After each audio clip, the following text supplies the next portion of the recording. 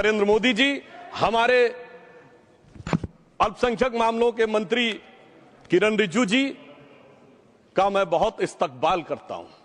जब वक्त के ऊपर हम बात कर रहे हैं, वक्त की रुखसती का वक्त आ गया है और नई वक्त की नई सुबह होने का वक्त आ गया है।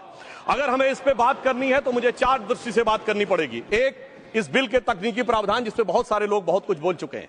दूसरा है वक्त की अवधारणा, तीसरी है वक्त की राजनीति और चौथा है वक्त की राजनीति भी बन रहा है और भारत मिडिल ईस्ट कॉरिडोर भी बन रहा है और अबू धाबी में भी मंदिर बन रहा है और चार मुस्लिम देशों ने सर्वोच्च नागरिक सम्मान मोदी जी को दिया हुआ है।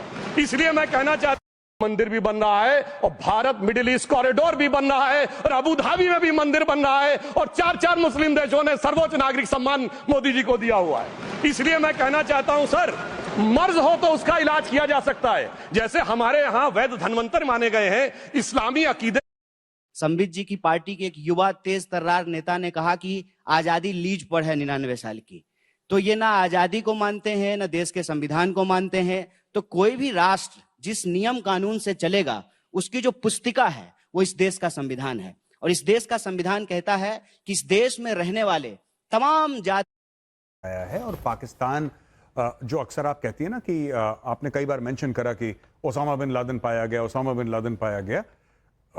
बात यह नहीं है कि ओसामा बिन लादेन पाया गया, बात वो नहीं है, वो दुनिया जानती है। बात यह है कि ओसामा बिन लादेन को, जब ये ओसामा बिन लादेन को छुपा के बैठे थे।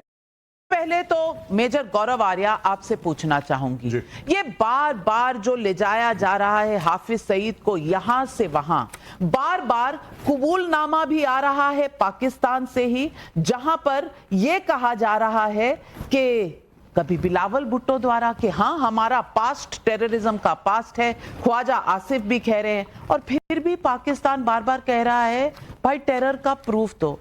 ये प्रूफ कैसा होगा, कहां होगा? बार बार प्रूफ की बात करते हैं, ये प्रूफ चाहिए किसको? 9/11 देख लीजिए या आप 26/11 देख लीजिए, अल कायदा का जो नेटवर्क है, जो हकानी नेटवर्क है, इसके प्रूफ सबके पास हैं। ये प्रूफ की अब किसी को जरूरत नहीं है। पाकिस्तानियों का क्या डीएनए है ये सारी दुनिया को पता है। आतंकियों के अलावा आपका कोई एक्सपोर्ट तो है नहीं। जब ये ओसामा बिन लादेन को छुपा के बैठे थे अहमदाबाद, तब ये अमेरिका से पैसा ले रहे थे उसको ढूंढने के लिए। तो ये एक स्कैम चल रहा था, पहले तालिबान को ठगा फिर अमेरिका को ठगा। जहां तक बात हमारे राफेल की है, देखिए जब जब जो होना है तब तब सो होगा। और मुझे नहीं लगता कि नाविका जी कोई भी इसको रोक पाएगा, क्योंकि ये होना है। देखिए इन लोगों ने जो करना था कर लिया पाकिस्तानियों ने। इन्होंने आप दे रहे बटाल जी से मेजर, मैं अभी वो रोल्स रॉयस यहाँ पहुंची नहीं है, बट हाँ मेजर हिना जी ऐसा है, हिना जी मेरी बात सुनिए। दो चीजें हैं। आपने बोला कि राहुल गांधी के एलिगेशंस हैं, वो एलिगेशन उन्होंने कहां पे लगाए? पार्लियामेंट में। आप बिल्कुल ठीक कह रही हैं और आपकी बात गलत नहीं है। आपने बोला कि राहुल गांधी ने एलिगेशंस लगाए हैं, बिल्कुल लगाए हैं, और वो भारत की पार्लियामेंट में।